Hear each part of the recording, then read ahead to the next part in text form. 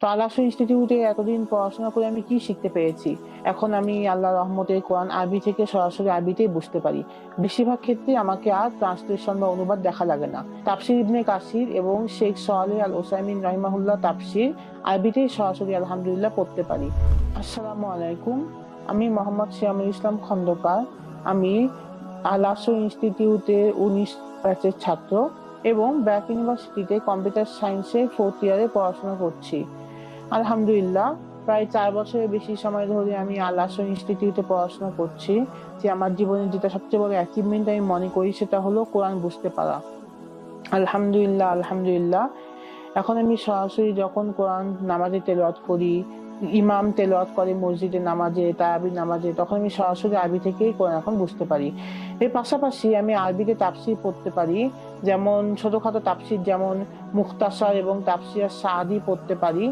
এই আরবি শেখার জার্নিটা যদি আমি সহজ ভাষায় ব্যাখ্যা করি, প্রথম যখন আল-আসর ইনস্টিটিউটে ভর্তি হই তখন 6 মাস 8 মাস আমাদেরকে বেসিক আরবি শেখানো হয়। অর্থাৎ আরবি কনভারসেশন, বিভিন্ন আরবি হিওয়ার, ইবারত বা টেক্সট, যেগুলো পড়ে পড়ে আমাদের আরবি শব্দের সাথে পরিচিত করানো হয়। এর পাশাপাশি আমি আলহামদুলিল্লাহ হাফেজ। তো আমি যখন এই শব্দগুলো শিখতেছিলাম এবং যখন কোরআন পড়তাম, আমাকে কোরআনে অনেকগুলো অর্থ চেনা চেনা লাগতো। যদিও আমাকে তখন অনুবাদ দেখতে হতো, কিন্তু আমার অর্থগুলো অনেক চেনা চেনা লাগতো এবং অনেক সহজে আমি কোরআনের অর্থগুলো বুঝতে পারতাম। এরপরে 1 বছরের মাথায় আমাদের গ্রামার শেখা শুরু হয়, যেটা হলো এরব বা আরবিক গ্রামার। সেই অ্যারাবিক গ্রামার যখন শেখা শুরু করি, নাহু এবং সরফ আমাদের শেখানো হয়।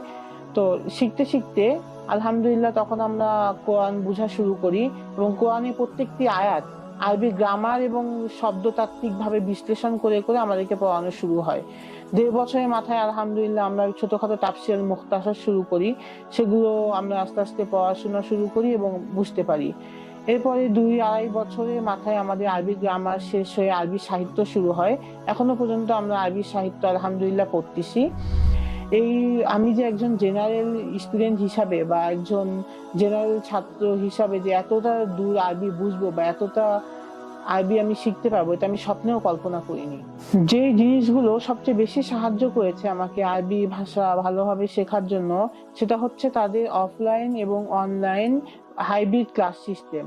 ক্লাসটি একই সাথে অফলাইনে এবং অনলাইনে পরিচালিত হয় এবং ক্লাসগুলো রেকর্ড থাকে, যার ফলে আমি ক্লাসগুলো যখন আমার প্রয়োজন হয় আমি আবার শুনে নিতে পারি। এছাড়া আসলে আমি একজন দৃষ্টি প্রতিবন্ধী, দেখে দেখে আরবি পড়া আমার পক্ষে সম্ভব হয় না। যার কারণে ওস্তাদের যে ক্লাসগুলো থাকে আমি রেকর্ডিং গুলো শুনে শুনে আমার পড়াশোনাগুলো কমপ্লিট করি।